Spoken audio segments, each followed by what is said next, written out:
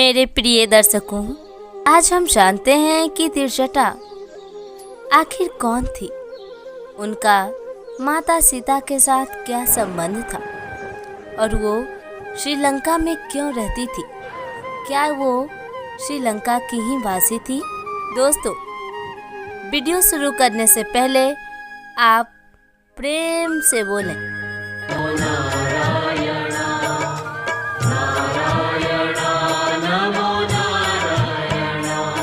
तो दोस्तों, चलिए वीडियो को शुरू करते हैं। त्रिजटा रावण की नगरी में एक ऐसी राक्षसी थी जिसका जन्म तो राक्षस कुल में हुआ था, लेकिन उसका हृदय देवियों के समान पवित्र था। वास्तव में त्रिजटा अपने पूर्व जन्म में एक अप्सरा थी।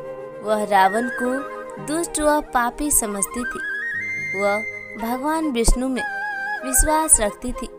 रावण के द्वारा माता सीता का अपहरण किए जाने के पश्चात उसे अशोक वाटिका में रखा गया था, जहां माता त्रिजटा को ही उनकी सुरक्षा का उत्तरदायित्व सौंपा गया था।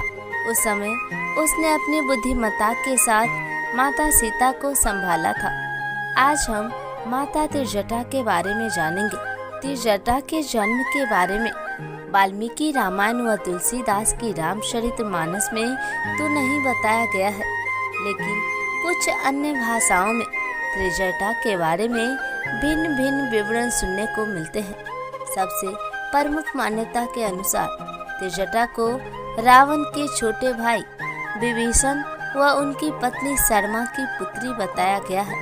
कुछ अन्य रामायण में त्रिजटा को रावण व विभीषण की बहन के रूप में दर्शाया गया है। किसी भी बात को प्रमाणिक तौर पर नहीं कहा जा सकता, लेकिन यह निश्चित है कि उसका जन्म एक राक्षस कुल में हुआ था। फिर भी उसके अंदर राक्षसी प्रवृत्ति के गुण नामात्र थे। वह हमेशा माता सीता की सच्ची मित्र के रूप में याद की जाती है। जब माता सीता रावण के द्वारा अपहरण कर लंका में लाई गई, तब वह अत्यंत विलाप कर रही थी। साथ ही अशोक वाटिका में अन्य राक्षसियां उन्हें तंग कर रही थी। यह देखकर त्रिजटा ने अपनी बुद्धिमत्ता से बाकी राक्षसियों को चुप करा दिया था। वह माता सीता को ढांढस बंधाया था। त्रिजटा के कारण ही माता सीता को उस राक्षस नगरी में रहने की शक्ति मिली व उनका विलाप कम हुआ था। वैसे तो माता त्रिजटा रावण की सेविका थी, लेकिन वह भगवान श्री राम की विजय में विश्वास रखती थी।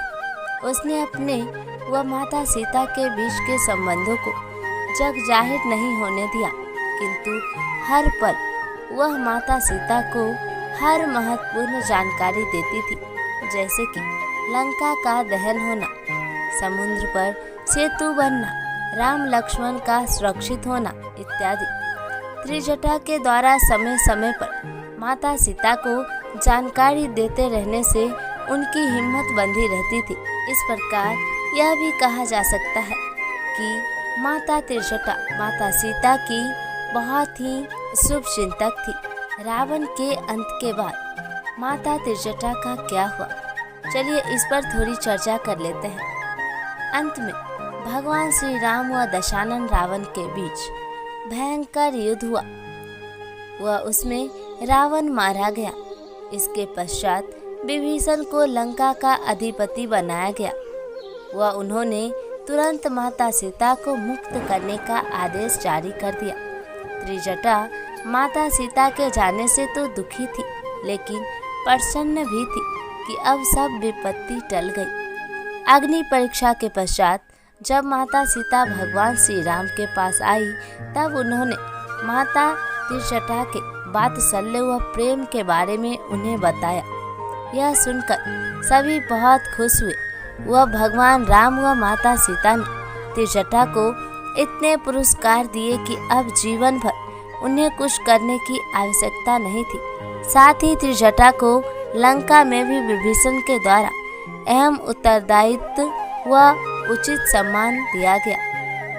कुछ मान्यताओं के अनुसार माता त्रिजटा भगवान राम व माता सीता के साथ पुष्पक विमान में बैठकर अयोध्या भी आई थी। वह कुछ दिनों तक उनके साथ रही थी। कुछ रामायण में लंका विजय के पश्चात यह बताया गया है कि विभीषण ने भगवान हनुमान से अनुरोध किया था कि वे उनकी बेटी त्रिजटा से विवाह कर लें। इसके बाद हनुमान ने त्रिजटा से विवाह किया, जिन्हें एक पुत्र देवनग्गा प्राप्त हुआ। कुछ समय तक वहां रहने के पश्चात हनुमान वहां से चले गए। दोस्तों, सनातन धर्म व भारतवर्ष के हर पहलू के बारे में हर माध्यम से जानकारी एकत्रित कर उसको संपूर्ण व सत्य रूप से आप लोगों तक पहुंचाना मेरा उद्देश्य है।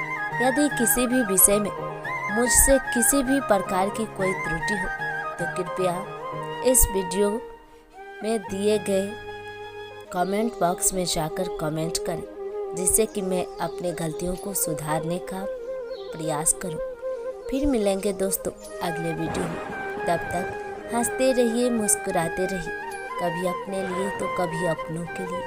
राधे राधे दोस्तों, जय श्री राम।